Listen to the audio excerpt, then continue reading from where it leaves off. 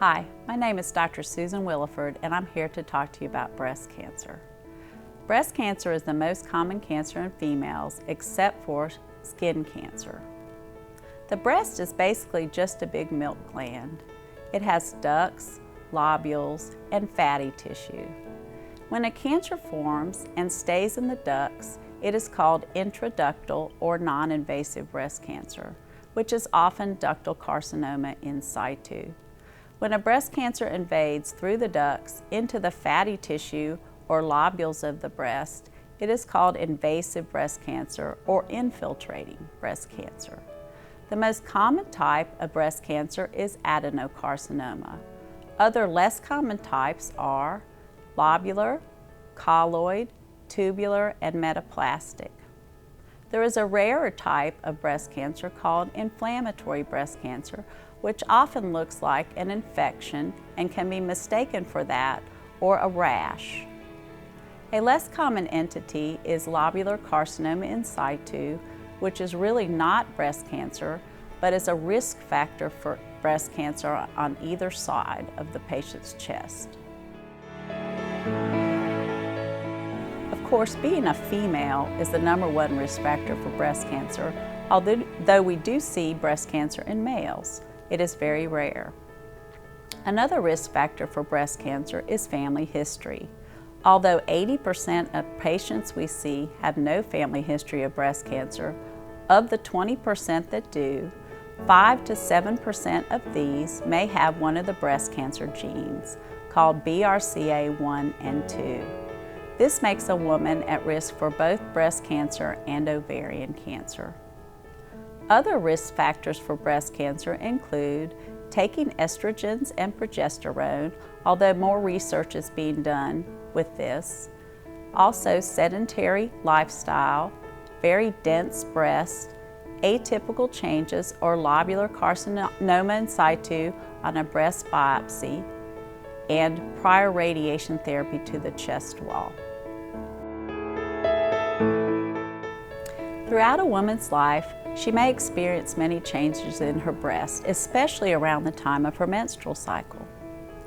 Things that should bring attention to the woman are changes in the nipple, especially nipple discharge, a lump in the breast that is hard like a small almond or pea, a rash on the breast that does not go away, or swelling in the breast that does not go away. Although these may not be cancer, they should be brought to the attention of a physician and the patient should go to the office for an exam.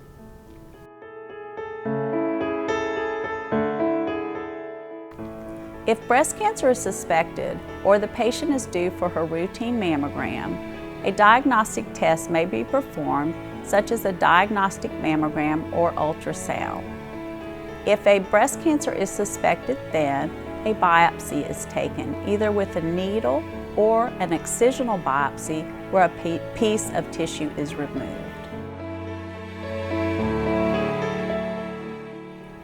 Breast cancer is staged from 0 to 4. Stage 0 breast cancer is non-invasive breast cancer when it stays in the ducts of the breast. Often this is ductal carcinoma in situ. Stage 1 is a tumor less than or equal to 2 centimeters, which is a little bit smaller than an inch.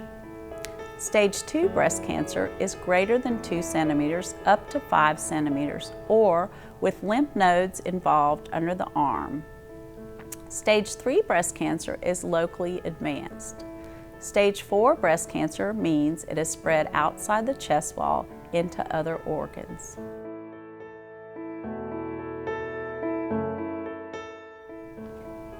The first treatment of breast cancer is to remove more of the tissue. This can be performed by either a lumpectomy, where a greater section of the breast is removed, or by a mastectomy, where all of the breast is removed. We also remove lymph nodes under the arm, called axillary lymph nodes, by a technique called sentinel lymph node resection. This gets the first lymph node that the tumor could have spread to under the arm. Other treatments in addition to surgery may be needed. One class of treatment is called hormone therapy. These are anti-estrogens. One you may have heard of is tamoxifen. Tamoxifen blocks estrogen at breast cancer cells. Another drug class that is used in postmenopausal women is the class of aromatase inhibitors. These block enzymes that convert testosterone to active estrogen found in the adrenal glands and in fatty tissue. Another treatment option is chemotherapy. Chemotherapy for breast cancer is usually given in the vein through a device called a portacath, which is placed under the woman's collarbone under the skin. Side effects of chemotherapy depend on which chemicals are chosen based on the biology of the tumor. Breast cancer is also stained for estrogen and progesterone receptors and a surface marker called HER2, which is used to guide therapy. Radiation treatment may also be needed in addition to surgery for breast cancer. Radiation is given especially if a woman has had a lumpectomy in order to sterilize other cells that may be starting in other parts of the breast. Radiation can also be used with stage 4 breast cancer, especially to help with pain.